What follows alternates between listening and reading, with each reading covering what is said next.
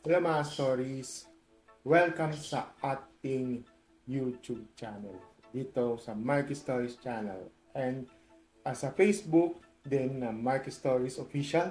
Yun, okay. So, sorry.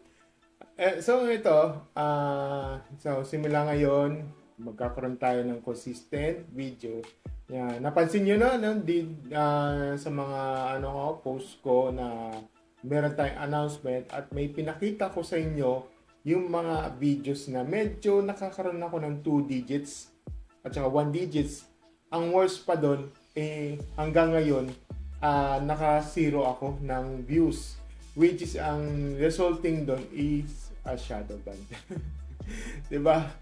Nasa shadow ban ako. At well, aminado ako doon sa na shadow ban ako. At aminado ako ng pagkakamali ko yun. Kasi, pala ako, nagkakaroon ako ng daily uploads. Which is very, very wrong daw yun. According sa YouTube personnel. Oo. Which is, nandun siya sa community guidelines. Although, wala naman ako nakaroon ng violations for that. Pero, meron kasi minor, medyo magkaroon ng, merong minor, yung minor violations. Minor lang naman. Yun yung kasi yung shadow ban. So, hindi ata, parang hindi nila ako nilinotice about doon dahil nga sa pag-upload na na sunod-sunod. Kinapapansin nyo, parang daily na ako nag-upload, which is hindi pwedeng ganun. Kasi yan very very kasi na limited yung pagkakaroon ng algorithm dito. Kasi parang inaabuso mo yung algorithm, which is hindi pwedeng ganun. Very wrong daw yun. So, ngayon, itong announcement ko dito is, sa ngayon, simula ngayon, simula sa, na. So, as of recording, itong recording ito,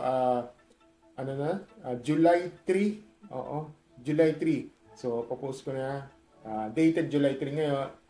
Ngayon, mag-a-upload na ako next week na. Okay? So, simula na, every Wednesday and Saturday na. So, every Wednesday and Saturday at 7 p.m. na.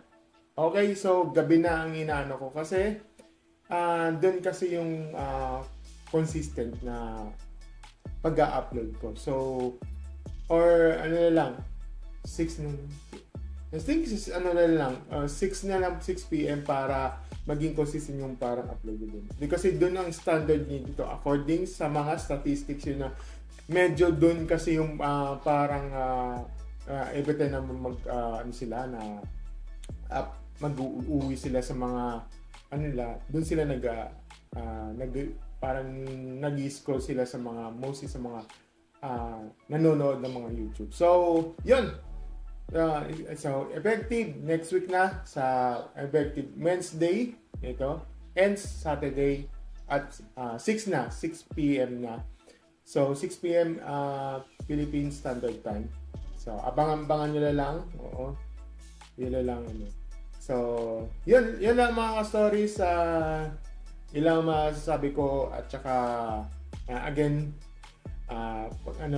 pasensya na sa medyo ako kailangan kasi ng ginagawa ko kasi na natauhan ako at aminado na ako at nagkamali ako din.